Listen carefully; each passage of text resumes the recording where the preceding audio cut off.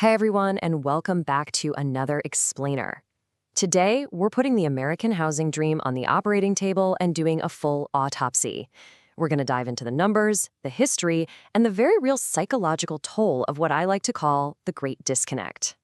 If you've opened a real estate app lately and just felt a sinking sense of utter despair, you're definitely going to want to stick around and look at the data we're breaking down today. I mean, just picture this for a second. Back in 1970, the average home in the United States cost roughly 3 times the average yearly salary. Just 3 times. But today, in so many places across the country, that exact same average home is going to cost you over 7 times your yearly salary.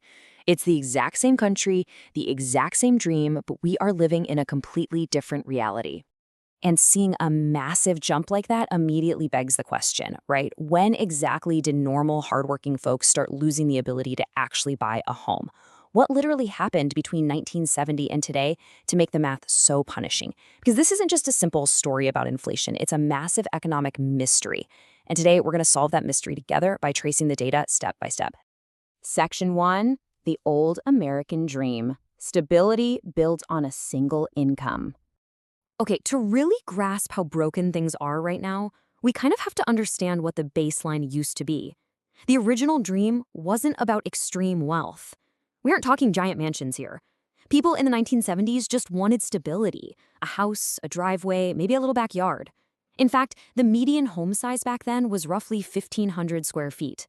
And here is the absolutely crucial part. This was entirely attainable on one normal income. It was a whole societal structure built on this firm, unquestioned belief that if you just worked hard, you would eventually get there. One income could slowly but surely build a normal, stable life. Section 2, the decades of disconnect. How the math slowly shifted. You see, the loss of the American dream didn't just happen overnight. It wasn't some sudden, catastrophic event. Over time, things just started shifting. It was a slow creep that eventually became incredibly aggressive. Every single decade, homes got more and more disconnected from what normal people were actually making. Like we established, in the 1970s, it was about 3 times your income. Fast forward to the 90s, it crept up closer to 4 times. By the 2010s, 5 times an average salary was perfectly normal. And today, if you're a young person looking in almost any major city, you're staring down prices that are 7 or even 8 times your salary. The dream didn't vanish in a flash. It just slowly, agonizingly drifted right out of our reach. And the gravity of this shift is just staggering. While our salaries have essentially just inched along over the decades, housing prices absolutely skyrocketed. Real wages largely flatlined for the middle class, but the price of basic shelter? It just kept accelerating. The gap between what we earn and what a home costs literally widens every single decade. Section 3, what broke the market? The 3 major shifts. We've seen the timeline, but what actually caused this totally insurmountable gap? Well, let me be clear, this wasn't random. A few massive systemic decisions changed the housing market forever. First off, homes slowly stopped being just places to live. They transformed into financial assets.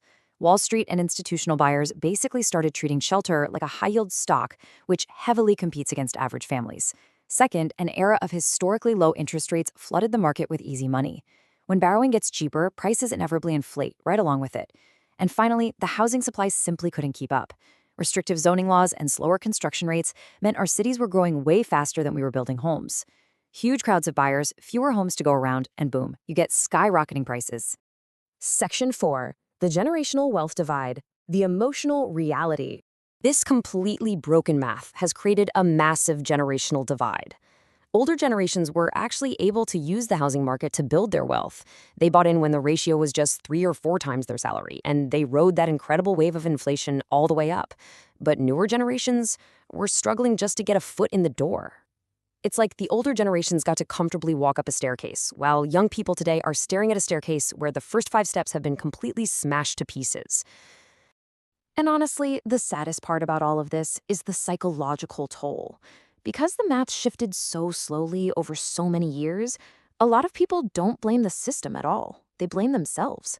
You might be sitting there right now, looking at your bank account, scrolling through housing apps, thinking, maybe I'm behind. Or maybe you look at your peers who had family help, and you think, maybe I failed. You start convincing yourself that you didn't work hard enough, or you didn't save correctly, or you just picked the completely wrong career path. And then comes the most isolating thought of all. Maybe everyone else figured it out but me. It is so incredibly lonely to feel like you're the only one who can't crack the code to this basic milestone of adulthood. But listen to me. If you take absolutely nothing else away from this explainer today, please know this. You are not lazy. It is not because you don't work hard. It is simply because the fundamental math changed. For millions of people, the system itself just became dramatically harder than it used to be. You are playing a game where the rules were quietly rewritten to work against you. Section 5. A completely different reality. Surviving in a new world.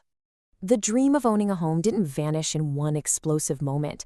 It disappeared slowly, creeping across decades. It happened one single price increase at a time. It happened one policy at a time. Policies that favored housing as an investment rather than just a place for shelter. And tragically, it happened one generation at a time. Which leaves us with this really profound and sobering reality.